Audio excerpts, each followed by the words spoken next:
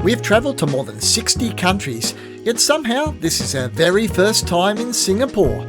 Over the next few episodes, we're about to discover what we've been missing. To kick off our Singapore series, we're checking into one of the city's most historic hotels, the Fullerton.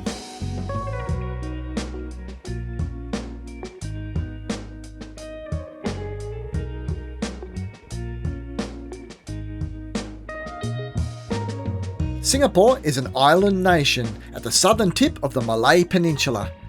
The entire country is essentially one large city, and for many first-time visitors, there's no better place to begin than Marina Bay, where some of Singapore's most iconic attractions are within easy walking distance.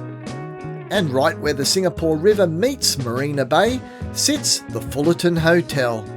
We're actually staying in the hotel behind us, the Fullerton, and we were absolutely gobsmacked when we were greeted at the hotel. It's so opulent. We got an amazing deal to stay here, and that's why we chose to stay here, and we're really glad that we did because the location's superb.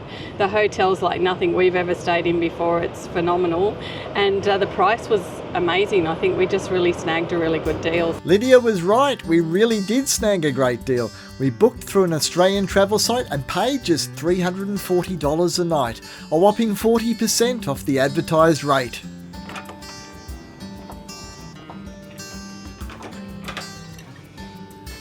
I don't feel worthy. Welcome to the Fullerton in Singapore.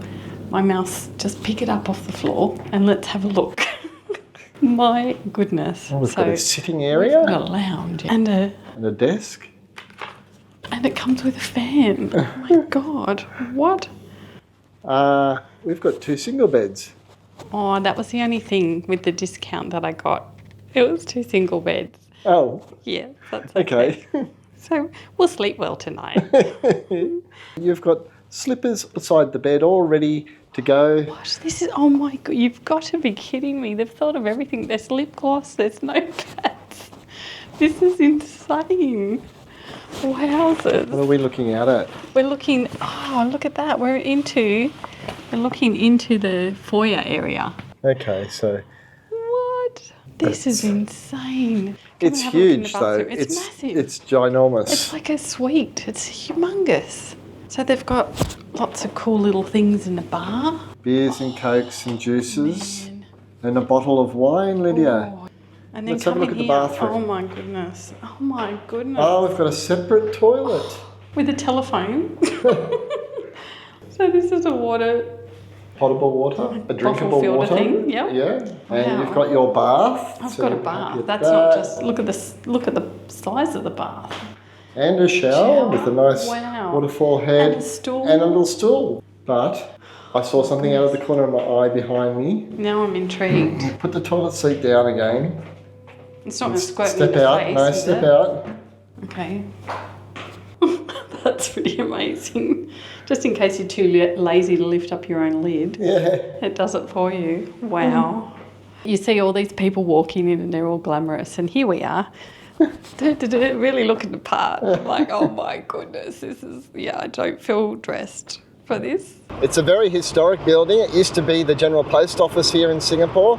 All roads in Singapore started from here at mile 0 and headed out from here. So a very historic place and a beautiful building. It's beautiful this one behind us. Originally built in 1928 as Singapore's General Post Office, the Fullerton has also housed the Singapore Club and the Chamber of Commerce. After an extensive restoration, it reopened as a luxury hotel in 2001. Its grand neoclassical architecture now offering a striking contrast to Singapore's modern skyline. While the hotel boasts magnificent views over Marina Bay on one side and the Singapore River on the other, we were more than happy with our courtyard room. Overlooking the hotel's central atrium gave us a unique perspective of this beautifully restored heritage building.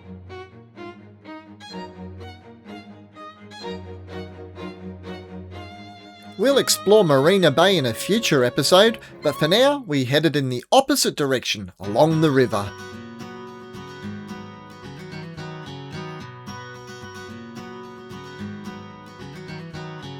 Just a short stroll from the Fullerton, we reached Boat Harbour, once the commercial heart of Singapore, where cargo boats from around the world unloaded their goods. Today, its colourful heritage shophouses have been transformed into one of the city's most popular waterfront dining districts. Continuing upstream, we arrived at Clarke Quay. Once a busy warehouse district serving Singapore's port, it's now one of the city's most popular entertainment precincts, coming alive after dark.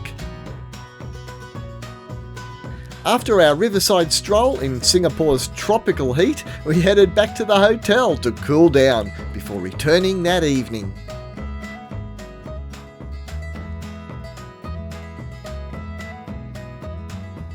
Well, we've come down to the bar at the Fullerton Hotel and I've ordered a Fullerton sling. So apparently it's similar to the Singapore sling, but it's made at the Fullerton Hotel. Lydia's got a lovely glass of Prosecco and they've got some nuts and olives for us. And we're just waiting for the harp player to show up and play us some lovely harp music.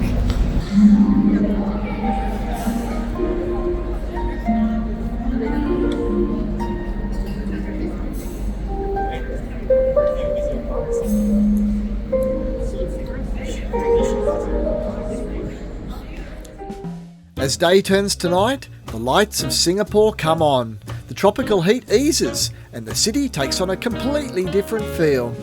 You could even argue it's more beautiful after dark, so we headed out to explore the waterfront as it came alive. Right beside the Fullerton, overlooking Marina Bay, stands the Merlion, an 8.5 metre tall statue that's become the symbol of Singapore. Half lion and half fish, it represents the country's journey from a humble fishing village to the Lion City, a name inspired by the legend of a 13th century prince who is said to have spotted a lion on the island. I've always said that Sydney has the most beautiful harbour in the world, especially at night time, but Singapore, you're not far behind.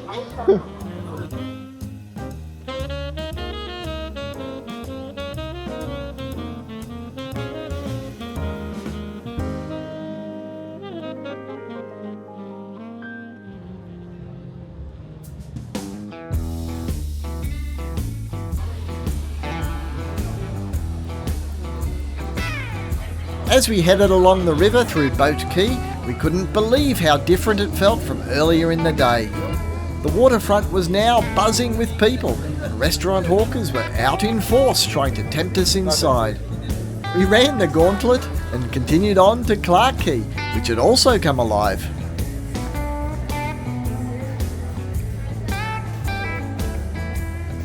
Clarke Quay is one of Singapore's most popular nightlife and entertainment precincts. Along with its many restaurants, bars, clubs and live music venues, you'll also find plenty of attractions for all ages, including this.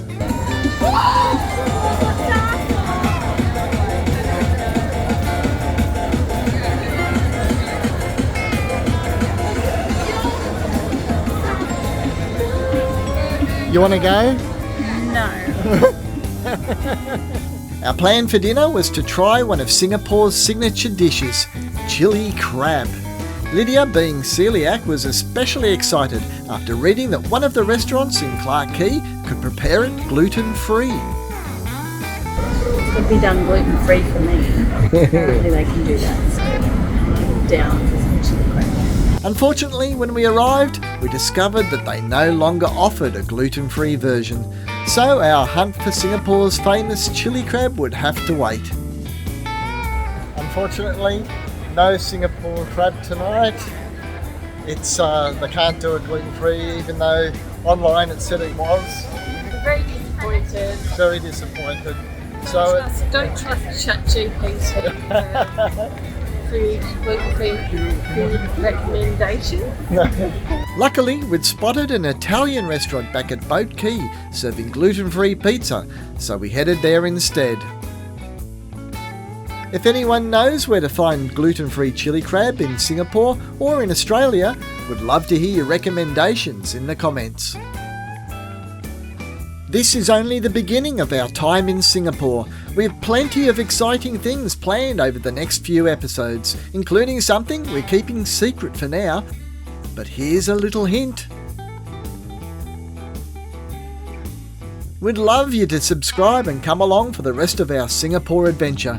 Thank you for roving with us today, and we'll see you from Singapore again next time. Bye for now.